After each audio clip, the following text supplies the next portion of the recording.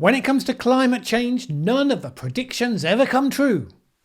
Whichever side of the debate you're on, it's something you might be saying about the other side.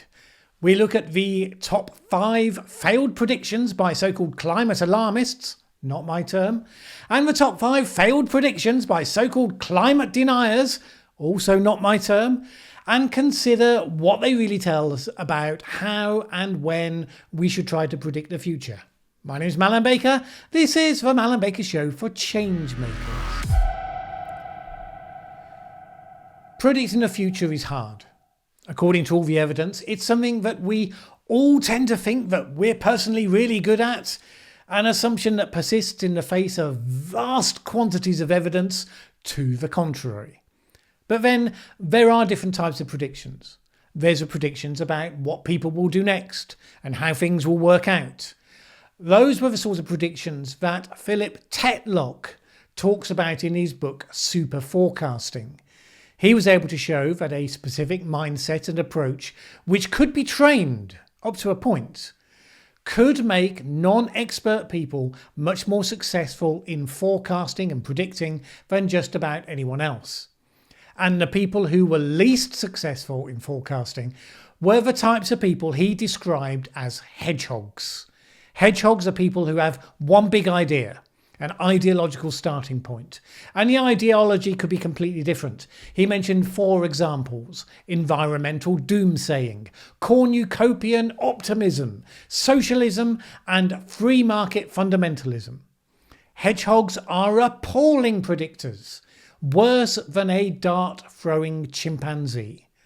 Good forecasters were people without such an ideological approach, who looked at multiple sources and perspectives and were willing to change their minds when faced with new evidence, which is exactly the sort of mindset I've often talked about here in relation to change makers when I say you need to be able to see the world clearly before you can know how to change it. So that's one type of prediction. It's included answering questions like, will the Japanese Prime Minister visit the Yasukuni Shrine in the next 3 months? And will there be foreign military action in Syria in the next 6 weeks? Those sorts of questions. Pretty impressive to be able to predict those sorts of things with good accuracy. But there's another type of prediction, which is that which comes from a correct scientific theory. If you have a scientific theory that successfully describes how the world works, then you should be able to use it to predict things that have not been discovered yet. So Einstein predicted that time would go more quickly for people travelling at a faster speed, a prediction which has been confirmed through observation. He also predicted that light would be bent by gravity, which turned out to be confirmed by observation. It's sometimes said that the value of a scientific theory is only found once it can make predictions that hold to be true. That's a bit simplistic because there are different types of predictions. Predicting that light will bend around a massive object is predicting a universal phenomenon.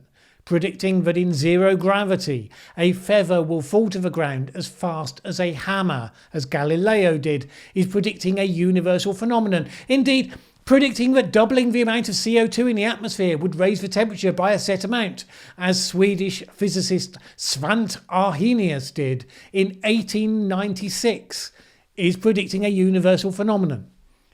That's different to short-term predictions of detail in a complex and chaotic world. Both sides in the climate change debate make lots out of the failed predictions of that sort from the other side. To be fair, the skeptics make a lot more of the failed predictions of the people they call the alarmists than usually is the other way round. But from time to time, the other side respond to pointing to the failed predictions of the people that they call deniers. Regular viewers will know I don't like either of those two labels. I'm only using them here because I'm talking about how the two sides talk about each other. I thought I would take the top 5 failed predictions highlighted by each side and see what they tell us. They've all held up to be failed predictions, so in that sense they're like with like. I want to consider 2 questions. First, how good quality was the prediction? Predictions can be very vague. In fact, That's entirely deliberate when it happens. Economics or political pundits on TV will often make predictions with vague language because if you say something may happen, then all you did was to highlight a possibility. So if it turns out it doesn't happen, you can always point to the fact that you only said it was a possibility. For me, to take a prediction seriously, you need to be specific so you can know whether it came true or not without doubt. And also time bound, so you know by when it was supposed to have happened. I'm also interested in whether the authority for the prediction comes from observed data, theory, modelling, or just from an individual opinion arising from intuition. I tend to think the majority of failed predictions come from the latter, but let's have a look. Secondly, I then want to look at the validity of a critique against a prediction. Is a prediction being represented accurately, and was it actually wrong? Now, as soon as I started trying to identify my list of top 5 failed predictions for each group, it immediately became obvious that there is another qualitative difference between the two groups. A number of the climate skeptic commentators create a very broad group that they call alarmists and attribute any predictions that have some concern for the future, and they put them into that group. So for instance, in this blog post, 18 spectacularly wrong predictions made around the time of the first Earth Day in 1970, expect more this year. 1970 was, of course, before anyone was much talking about climate change. So these are general predictions of doom and destruction. So for instance, one often quoted is George Wilde, who said in 1970, civilization will end within 15 or 30 years unless immediate action is taken against problems facing mankind. It's often listed but never spelled out which problems he had in mind. Since he was a vocal opponent of a nuclear arms race which was kicking into high gear at the time, it's likely that was at least one of the problems he had in mind. And you could argue about whether governments did indeed take action on that score with the various treaties and communications channels that they opened up between them. Either way, lumping together people who thought that having large numbers of apocalyptically destructive weapons pointed at each other on a hair trigger might not end well, conflating that with discussion on climate change might be something of a stretch. And then you also have people like Paul Ehrlich talking about population time bombs and so on. The point is that if you're going to use failed predictions as a weapon, then they should at least genuinely be owned by the group that you're criticising. So I decided I should restrict the skeptic examples to actual predictions about climate change, not just about anyone who ever thought something bad might happen in the world. After scanning various sources that talk about such things, I have these. Temperatures in Washington DC would increase days over 90 degrees, James Hansen, 1988. New York City's West Side Highway underwater by 2019, also James Hansen, 1989. Snowfall will become a very rare and exciting event. Children just aren't going to know what snow is, Dr. David Viner, 2000. Climate change to spawn more hurricanes. Arctic will be ice-free by 2013. Al Gore, 2008. Then on the other side, we have the following. The 6 years between 2012 and 2017 will be cooler or the same as the previous 6 years. Galina Mashnish and Vladimir Bashkirtsev. 2011 will be the coolest year since 1956. John McLean and the New Zealand Climate Science Coalition. 2015 will be cooler than 2008. Professor Ian Plimmer. The peak temperature will have been 1998, with temperatures then getting progressively cooler to 2025. David Archibald, 2006. Warming will be replaced by cooling in the next few years. Don Easterbrook, 2001. The thing you'll notice is the latter group are all basically similar predictions. And that's not really surprising. Those who bet against warming happening at all focused on the temperature increases, and they've all been proven wrong because the temperature has continued to increase. The previous group let their imagination wander around a range of possible consequences of that warming. So there's more variation in the things that you can talk about, and lots of scope, therefore, for people to exaggerate impacts. Looking at the list, we can immediately answer one of my questions. All these predictions share one thing in common. They arose from the opinions of individuals, not the output of quantified research. Not that research is never wrong, but random predictions of experts are definitely wrong way more often. So first of all, let's take them on the quality of the predictions. Of the alarmist predictions, 3 of them are specific. Temperatures in Washington, D.C. will see more days over 90 degrees. New York City's West Side Highway underwater by 2019. The Arctic ice-free by 2030. The other 2 are vaguer. Less snow. More hurricanes. The first one has to be substantially less snow, since it makes the claim children aren't going to know what snow is. The hurricanes one is the weakest one of all, since any increase could justify it. The first 3 are examples of errors in specificity. The Hansen ones are slightly fuzzy because people talking about them tend to blur together predictions for 2050, which are still 30 years away, and ones for a shorter time scale. But it's fair to say, if you're going to say this very specific location is going to have more 90-degree plus days, then you're opening yourself up to a range of localized factors that may influence that outcome. Because as the global average temperature warms due to a universal phenomenon, that doesn't necessarily play out in easily predictable ways across the globe, and certainly not for one very specific city in the United States. And to predict that a highway will be underwater is just dumb, because every society will put in place defensive measures to contain the incursion of the sea into the city. Predictions that assume that the only things that are going to change are the one variable that you're commenting on are almost always going to be wrong. Now, it's entirely probable that Hansen knew that. He was just painting a visual picture for effect, and it's a powerful communication tool, which is exactly why people remember it, and hence why it can backfire on you. The predictions on the other side are slightly different, because whereas the first group of failures are being overly specific about how a change would play out on the ground, the second group comes from a competing hypothesis. The people who predicted cooler temperatures were ones who believed that the entire basis for recent global warming was wrong. What we'd seen came from other causes, and we were about to slip into a different cycle, a cooling cycle.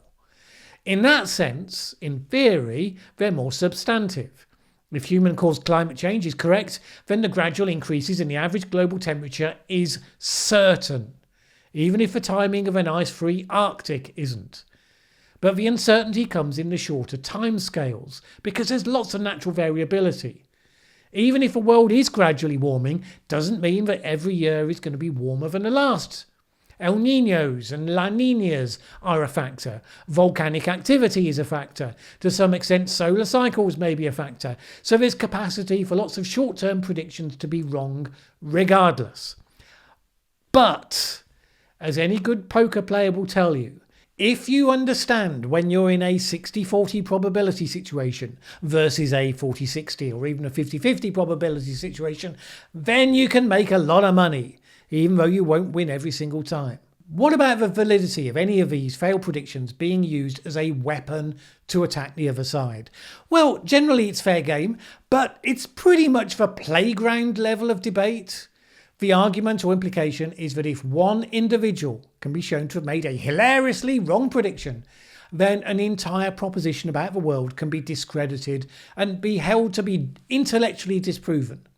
It's a suggestion that's so vapid it's really hardly worth spending time on, but it's not an accident that it happens, because clearly the skeptics focusing on false predictions is a reaction to just how many of the news stories about climate change are focused on doom-laden predictions described in graphic terms. So at the time of shooting this video, we've had a couple more such stories. One rehashing the polar bears are all going to die because of climate change theme, which comes from a paper that uses the IPCC's RCP 8.5 scenario, a scenario that people have often labelled as business as usual, but which we know is so far away from that to be actually wholly non-credible. The one before was summer could be too hot for humans, which also speculates using exactly the same scenario. So all of these articles follow the same formula. They use words like might or could in front of a huge negative outcome based on a worst case scenario, because that's what journalists find interesting to write about, and that's what will get more clicks, which is the entire business model of the mainstream media. It's also, of course, what creates eco-anxiety in children. But hey, all they're doing is talking about the science, right? With a constant barrage of badly based forecasts generating an endless stream of headlines, it's little wonder that people fight back by saying, well, these people have said this, but they also said this and it was wrong, so this one is also wrong.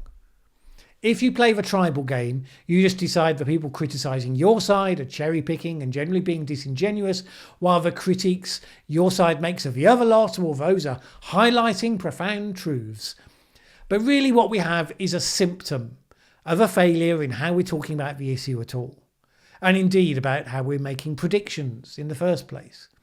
We need to replace what is really campaign language with scientific assessment. And when we do look ahead, we need to stop hyping unlikely worst cases, and instead we need to talk more precisely about probabilities, which is the approach Philip Tetlock's group of super forecasters takes. They were shown time and time again to have a significantly higher success rate in forecasting future events, even over intelligence professionals with access to relevant classified information. Did they get every prediction correct? Of course not. As we said before, predicting the future is hard, but they achieved considerably greater success with a mindset that included being non-ideological, being open-minded, looking at various sources from all perspectives, being ready to update predictions in the face of new information, and being precise in terms of percentages of probability one way or the other. It's not just some author's theory that this enabled people to create better predictions. The super forecasters beat competing groups so comprehensively in a global competition that they called it off after a couple of years because they were just so far ahead. But of course, if you were going to elevate a single failed prediction to discredit someone's reputation forever after, you could have done it to any one of the super forecasters. All of them got some predictions wrong. You could say, ha! You wouldn't want to listen to David. He predicted that the Swiss analysis wouldn't find any traces of polonium when they studied Yasser Arafat's remains, but they did. Who'd believe anything he says ever again? Well, you'd have to be exceptionally dumb to think that way, because that particular super forecaster was up there with the best. I've said this before about the principle of learning from history. People succeed and they fail, and they succeed and they fail. If you want to hold up someone's successes to establish their reputation, you can do that. If you want to hold up the same person's failure to discount their credibility, you can do that as well. It's entirely your choice. Who'd want Roger Federer playing on their team? I can point you to loads of matches that he lost. Another forehand. You get the point. I'm not naive enough to think that people are going to stop mocking each other's failures anytime soon. But when they do, let it be established here that they are descending in that moment to the politics of a playground. Let's just agree that we'll chuckle at their antics and then turn back to dealing with the issues as adults.